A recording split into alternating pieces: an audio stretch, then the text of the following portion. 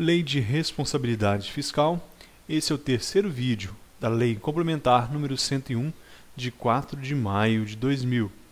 Na aula passada, nós falamos sobre a LDO, a Lei de Diretrizes Orçamentárias, enquanto na aula de hoje nós vamos abordar aspectos sobre a Lei Orçamentária Anual, muito importante também nessa questão, dentro da Lei de Responsabilidade Fiscal.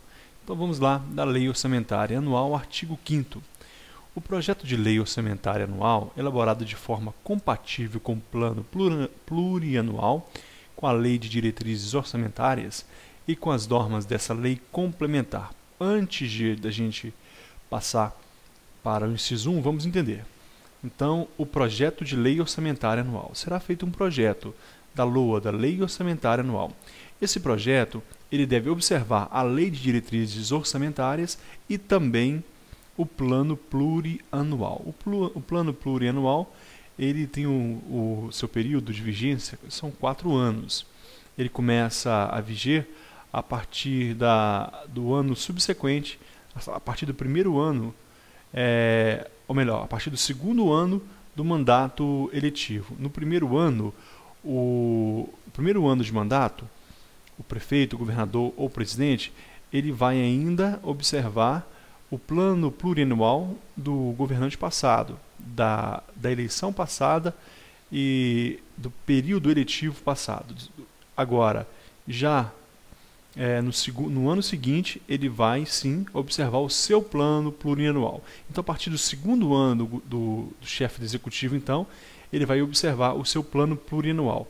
No primeiro período do seu mandato eletivo, ele vai confeccionar, ele vai redigir, ele vai fazer o seu plano plurianual, que vai durar 4 anos, 3 anos do seu mandato e mais um do prefeito, governador ou presidente seguinte. Então, aí nesse plano plurianual, ele vai nortear a Lei de Diretrizes Orçamentária, que vai nortear a Lei Orçamentária Anual. E lembrando que também a Lei Orçamentária Anual deve observar as normas dessa lei complementar. 1.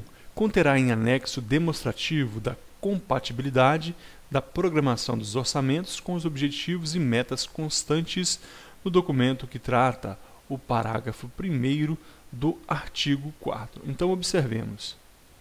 O parágrafo 1º do artigo 4º, ele vem falar do anexo de metas fiscais. Então, a Lei Orçamentária Anual vai conter um anexo demonstrativo da compatibilidade da programação dos orçamentos com o objetivo das metas, que está naquele anexo de metas fiscais da Lei de Diretrizes Orçamentárias.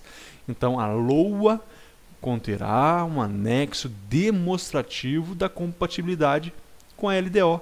A LOA tem que ser compatível com a LDO. Tranquilo.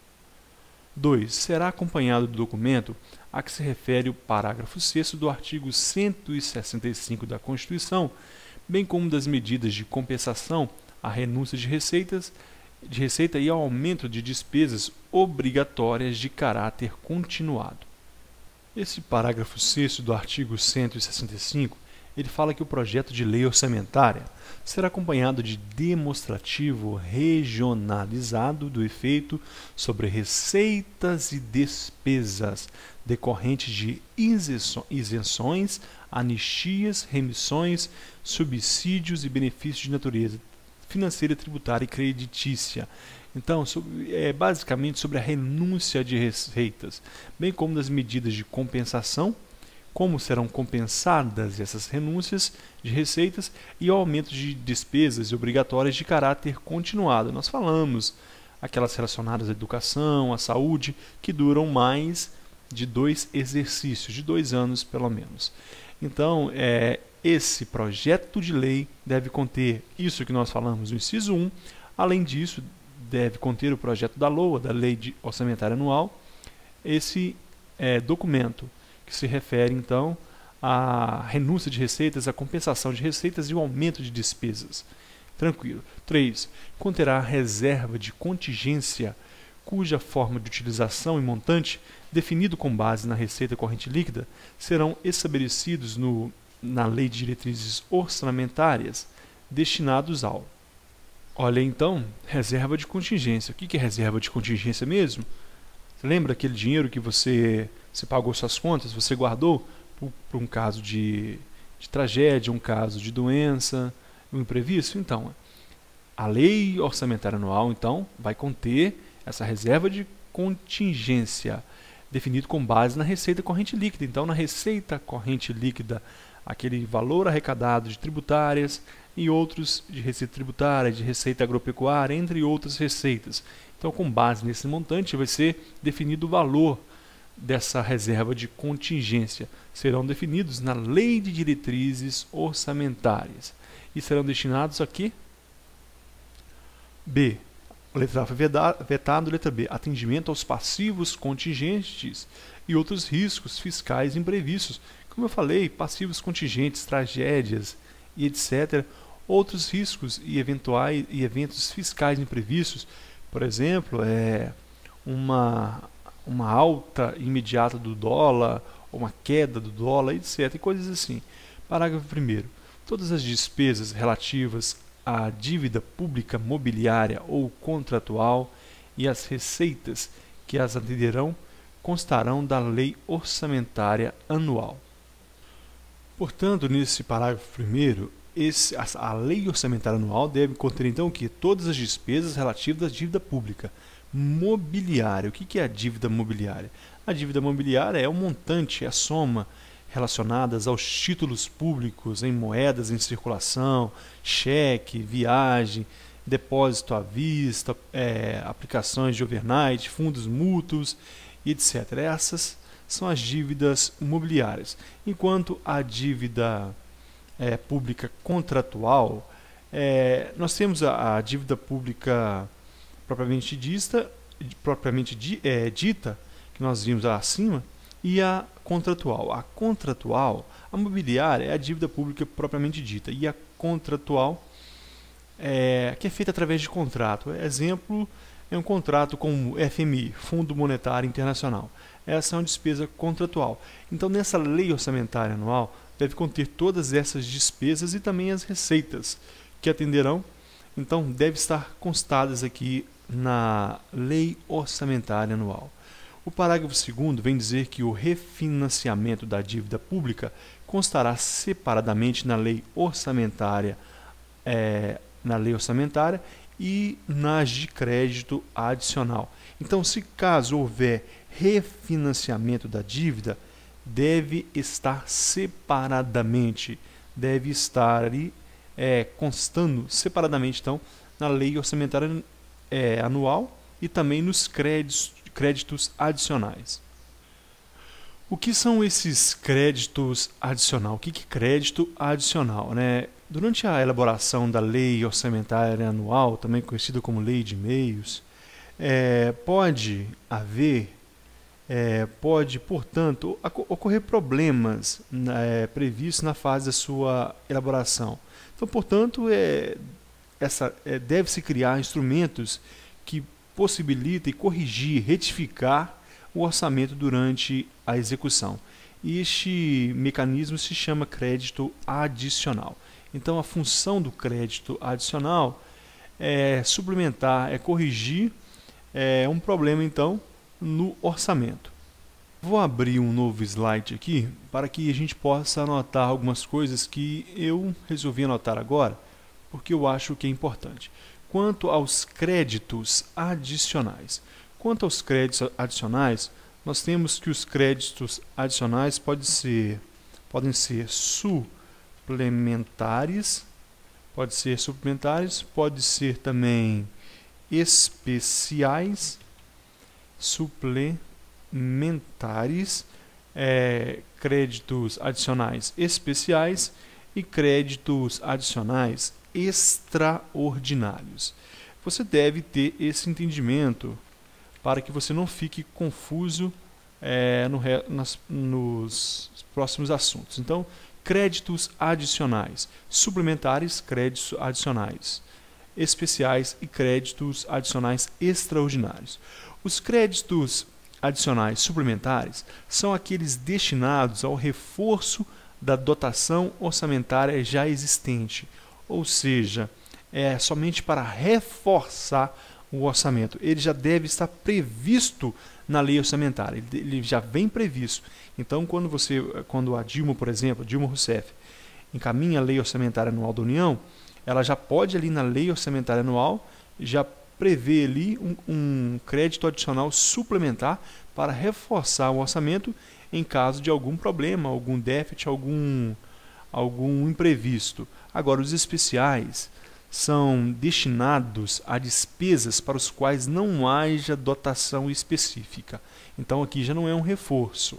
Então, é destinado então a despesas para que não haja uma dotação específica, enquanto os ordinários, extraordinários, são os destinados a atender despesas urgentes e imprevistas, como casos de guerra, comoção interna, calamidade pública, enchentes e etc. Então, esses são os extraordinários. Então, apenas a subdivisão dos créditos adicionais. Então, vamos voltar no parágrafo 2º. Então, o refinanciamento da dívida pública constará separadamente na lei orçamentária e nas de crédito adicional. Então, isso deve estar separadamente, deve estar presente na lei orçamentária anual, mas separadamente. Parágrafo 3º. A atualização monetária do principal da dívida mobiliária refinanciada não poderá superar a variação de índice de preços previstos na Lei de Diretrizes Orçamentárias ou em legislação específica. Pessoal, nesse parágrafo 3º é o seguinte: pode haver refinanciamento da dívida mobiliária. Então, pode haver a dívida pública, pode ser refinanciada, pode. O governo quer refinanciar uma dívida, beleza, tá ok. O que não pode acontecer? Quando ele for refinanciar, é lógico que ele vai pagar uns juros, vai aumentar o valor. Ninguém vai refinanciar uma dívida e não colocar nenhum acréscimo ali. Então, só que esse acréscimo não poderá superar a variação de índice de preço previsto onde? Na Lei de Diretrizes Orçamentárias e nem qualquer outra lei específica que venha disciplinar essa situação. Então, pode haver refinanciamento? Pode. Mas, nesse refinanciamento, a alteração de preço, a variação de preços não podem superar o montante previsto na Lei de Diretrizes Orçamentárias nem outra lei específica. Parágrafo 4º. É vedado, proibido consignar na lei orçamentária anual crédito com finalidade imprecisa ou com dotação ilimitada. Isso é lógico, deve haver responsabilidade. Então, na lei orçamentária, não pode então, colocar um crédito adicional com finalidade imprecisa. Então, prever ali, por exemplo, um crédito adicional suplementar para um motivo que pode vir a acontecer. Não pode. É para um motivo específico. Deve haver uma finalidade precisa, específica. Cada valor, cada montante, cada centavo consignado na lei orçamentária anual deve ter, então, uma dotação específica. E a dotação é limitada, deve ter o valor limite ali. Não pode haver, então, dotação ilimitada. Então, o que nós vimos aqui? É importante guardar nesse parágrafo 4º. Finalidade precisa e dotação limitada. Isso é o mais importante aqui no parágrafo 4º. Parágrafo 5º. A lei orçamentária anual não consignará dotação para investimento com duração superior a um exercício financeiro que não esteja previsto no plano plurianual ou em lei que autoriza sua inclusão conforme disposto no parágrafo 1º do artigo 167 da Constituição. Muito tranquilo esse parágrafo 1º, mas muito importante, você deve tomar cuidado. Nesse parágrafo 1º do artigo 67 da Constituição, ele está dizendo justamente o que está aqui nesse parágrafo 5º, com um acréscimo, sob pena de crime de responsabilidade. Eu vou ler para você. Nenhum investimento cuja execução ultrapasse um exercício financeiro poderá ser iniciado sem prévia inclusão no plano plurianual ou em lei que autorize a sua inclusão, sob pena de crime de responsabilidade. Então, vamos voltar para o parágrafo 5º. a lei orçamentária não consignará dotação para investimento com duração superior a um exercício financeiro. Então, a LOA vai prever o quê? Vai prever a dotação orçamentária para um exercício financeiro. Se for para mais de um ano, deve estar previsto no plano plurianual. Então, ainda que não caracterize duração continuada, ainda que não seja aqueles casos de duração continuada, mas ultrapasse um ano, ultrapasse um exercício financeiro, deve estar previsto no plano plurianual. Deve estar previsto na lei orçamentária anual, mas também deve estar previsto no plano plurianual, ou em outra lei que autoriza a inclusão. Aqui é lei específica. Aí é uma lei que vai passar por todo aquele processo legislativo, será aprovado na Câmara e no Senado. Parágrafo 6º. Integrarão as despesas da União e serão incluídas na lei orçamentária as do Banco Central do Brasil relativas a pessoal em cargos sociais, custeio administrativo, inclusive os destinados a benefícios e assistências aos servidores e a investimentos. Nesse parágrafo 6º você tem mais uma decoreba aqui. Então, o que vai estar integrado à LOA, a lei orçamentária? Então, todas as despesas do Banco Central do Brasil relativas a pessoal e encargos sociais. Então, pagamento, ainda todos os encargos sociais. Custeio administrativo, então a manutenção administrativa, inclusive os destinados a benefícios e assistência aos servidores e a investimentos também do Banco do Brasil. Então, despesas gerais do Banco do Brasil do Banco Central do Brasil serão integradas então a despesas da União e estarão dentro da lei orçamentária anual como despesas da União. Parágrafo 7º vetado, artigo 6º vetado, agora artigo 7º. O resultado do Banco Central do Brasil, apurado após a constituição ou reversão de reservas, constitui receita do Tesouro Nacional e será transferido até o 10º dia útil subsequente à aprovação dos balanços semestrais.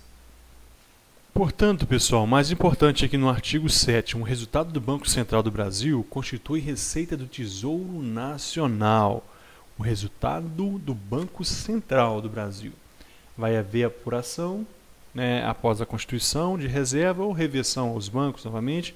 Então, por alguma política ou alguma meta do governo, então vai constituir receita do Tesouro Nacional e será transferido ao Tesouro Nacional até o 10º dia útil subsequente à aprovação dos balanços semestrais. A cada semestre um balanço e será transferido então após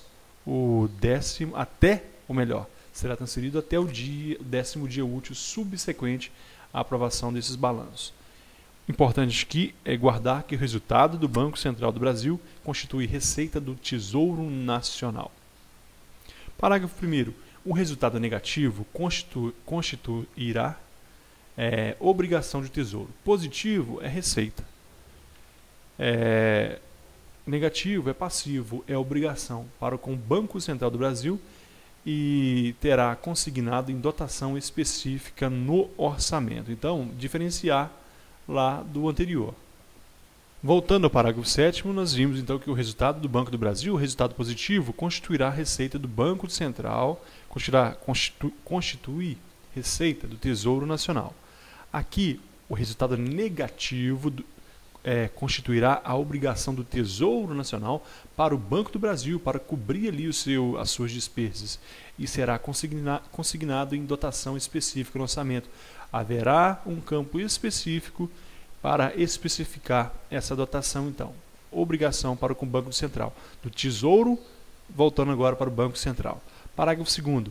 O impacto e o custo fiscal das operações realizadas pelo Banco Central do Brasil serão demonstrados trimestralmente nos termos em que dispuser a Lei de Diretrizes Orçamentárias da União.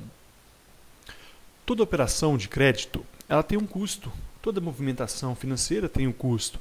Então, o impacto e um custo fiscal dessas operações, então, realizadas pelo Banco Central do Brasil, serão demonstrados trimestralmente. trimestralmente devem ser mostrados nos termos então que dispuser a Lei de Diretrizes Orçamentárias da União.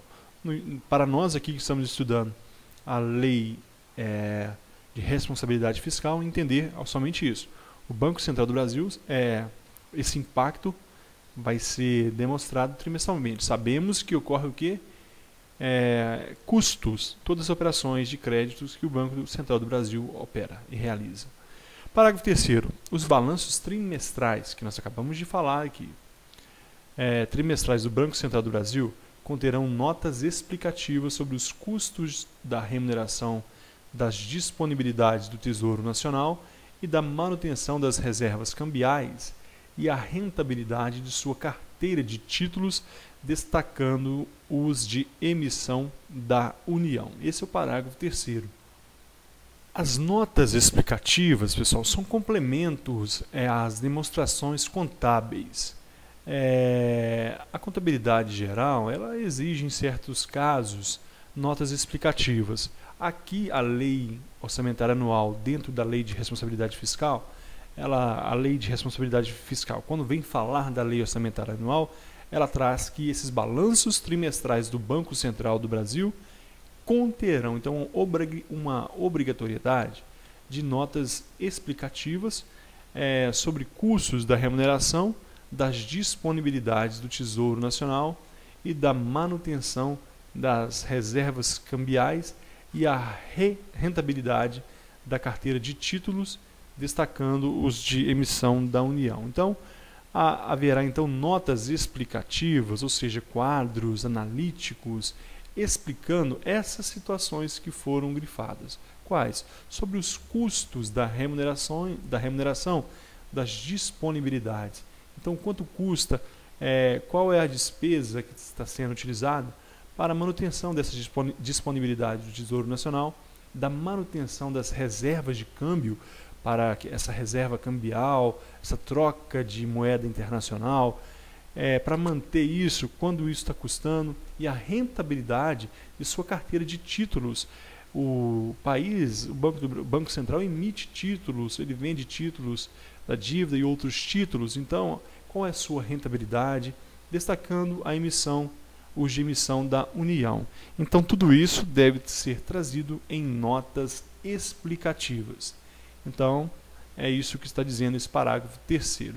E aqui nós terminamos mais um vídeo falando exclusivamente da Lei Orçamentária Anual dentro da Lei de Responsabilidade Fiscal. Nós falaremos no próximo vídeo da execução orçamentária e do cumprimento das metas. Muito obrigado, então. Até a próxima.